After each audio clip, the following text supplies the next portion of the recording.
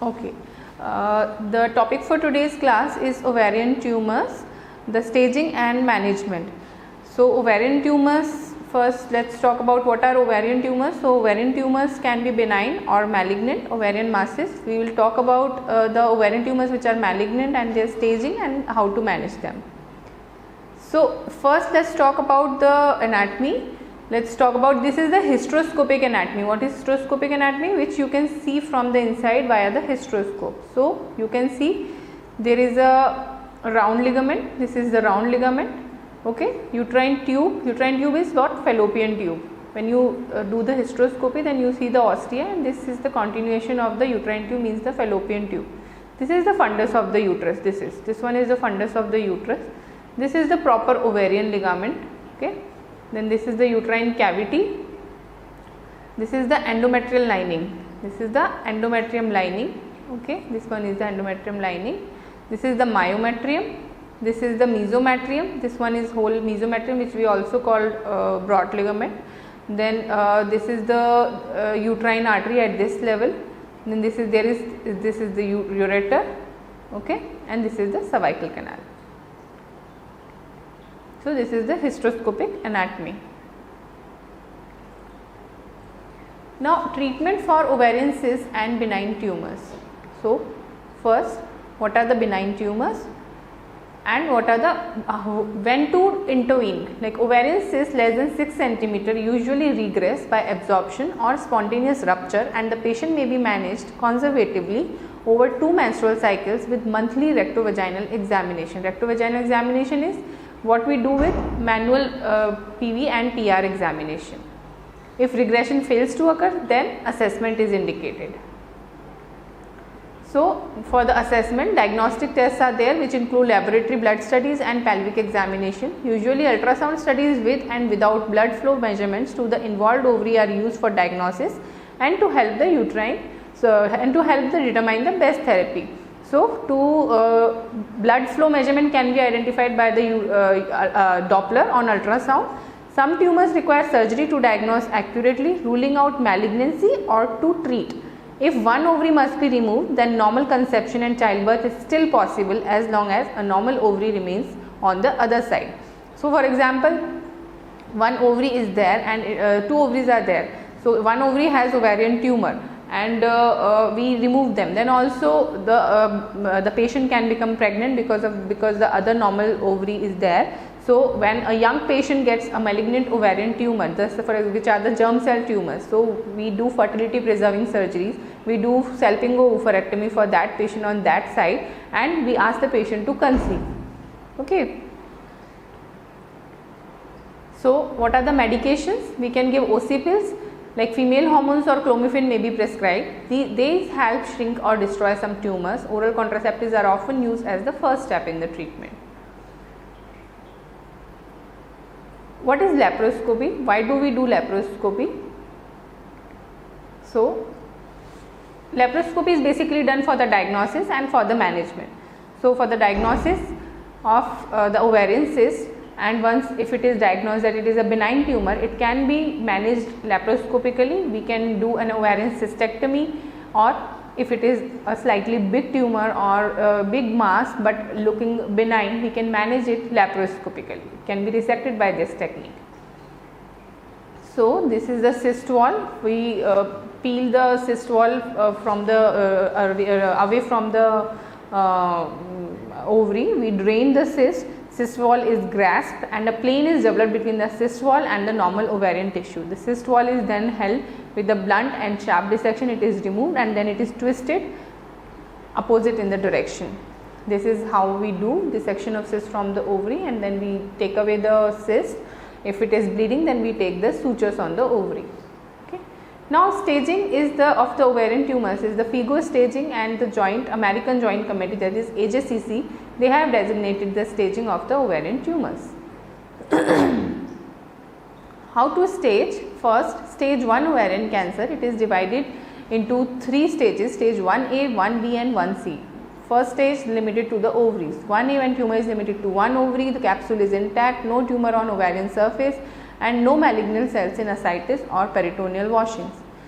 Stage 1B, when tumor is limited to both the ovaries, when the capsules are intact, no tumor on the ovarian surface and no malignant cells in ascites or peritoneal washings. Stage 1C, when there is a tumor is limited to one or both ovaries with any of the following, like when the capsule gets ruptured intra-op, tumor on the ovarian surface, malignant cells in ascites or peritoneal washing. Now this capsule ruptured means it can be either it was already ruptured or it was ruptured deliberately inside the abdominal cavity, or it was the accidental rupture inside the peritoneal cavity. In both the cases, if it is the tumor is limited to one ovary but intra while operating, if it gets ruptured, then 1A will convert to 1C. Okay. So this was the stage 1A. Now stage 2 ovarian cancer, when tumors involving one or both ovaries with pelvic extension and or implants. In stage 2A, there is extension or implants on the uterus or the fallopian tubes, but no malignant cells in ascites or peritoneal washings. In 2B, extension or implants on other pelvic tissues, no malignant cells in ascites or peritoneal washings. In 2C, there is pelvic extension and or implants with malignant cells in ascites or peritoneal washings.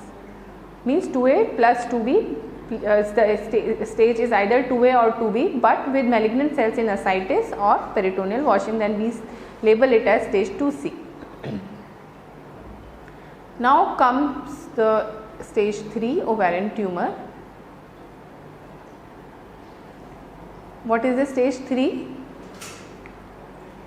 When tumor is involving one or both ovaries with microscopically confirmed peritoneal implants outside the pelvis, means superficial liver metastasis. Till the liver metastasis means the metastatic deposits are over the superficial capsule of the liver, then till that stage we can label it as stage 3. Stage 3A is the microscopic peritoneal metastasis beyond pelvis, but there is no macroscopic tumor. 3B means macroscopic peritoneal metastasis beyond pelvis, less than 2 cm in greatest dimension, and 3C is the peritoneal metastasis beyond pelvis greater than 2 cm in greatest dimension or regional lymph node metastasis. Now stage 4 is the distant metastasis. In stage 4 ovarian cancer, the tumors involving one or both ovaries with distant metastasis, parenchymal liver metastasis or bladder or rectum, it equals the stage 4, or anywhere on the upper abdomen, or like under surface of diaphragm, or anywhere in the upper abdomen if there is metastasis, or anywhere else in the body, then it is considered as the stage 4. Now how to manage? First, treatment options are: the treatment of ovarian cancer is based on the stage of the disease, which is a reflection of the extent or spread of the cancer to other parts of the body. Now it also depends on histologic cell type and the patient's age and overall condition. Okay. So if there are basically 3 forms of treatment: surgery, chemotherapy and radiation. Radiation we don't give in ovarian malignancy generally. Very few, very rare cases are there which require the radiotherapy. Now what are the general guidelines? Standard treatment is surgery, that is staging and the optimal debulking, followed by the adjuvant chemotherapy. Adjuvant chemotherapy means which is given after the surgery. In most cases, even if optimal surgery is not possible, then removing as much tumor as possible will provide significant palliation of the symptoms. Borderline lesions may also be treated with conservative surgery. Germ cell tumors are treated with surgery and multi-agent chemotherapy in most cases. So germ cell tumors occur generally in young age, and they are also managed by, maybe they can be managed by fertility preserving surgery and followed by adjuvant chemotherapy, but multiple agent. Advanced epithelial ovarian cancer is very sensitive to chemotherapy with responses in the range of 70 to 80% to first line chemotherapy. The majority, however, relapse and ultimately die of chemotherapy resistant disease. Second line chemotherapy to date is disappointing in all forms of epithelial ovarian cancer, with virtually no chance of successful second line treatment following failure of initial regime. So suppose the patient is not responding to the first line chemotherapy, then very few patients respond to the second line chemotherapy, and till that time we diagnose, it gets metastasizes to the whole body very fast. So there are very less chances of 5 years survival after once she is resistant to the initial regime. Now let's talk about the surgical aspect. Now the treatment of ovarian epithelial cancer.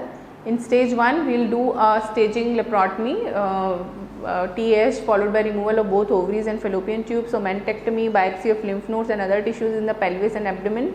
Then young women whose disease is confined to one ovary, they are often treated by unilateral salpingo-oophorectomy without a hysterectomy and removal of the opposite ovary being performed once the family is complete. Depending on the pathologist's interpretation of the tissue removed, there may be no further treatment if the cancer is low grade, or if the tumor is high grade, then the patient may receive combination chemotherapy post-op as the adjuvant chemotherapy.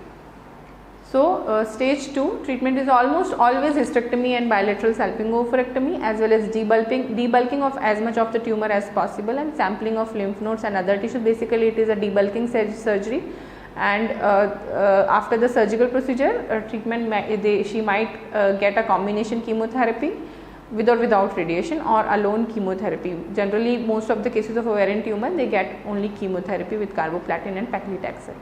In stage 3, treatment is the same as stage 2, followed by the surgery. She will get the combination chemotherapy, possibly followed by the additional surgery to find and remove any remaining cancer.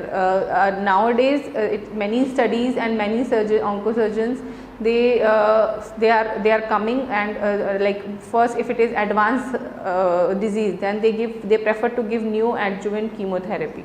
So now the stage 4 part, only the stage 4 part is left, and mostly the side effects. This we have completed till now, and rest of the part we will take in the next class. Okay, so thank you.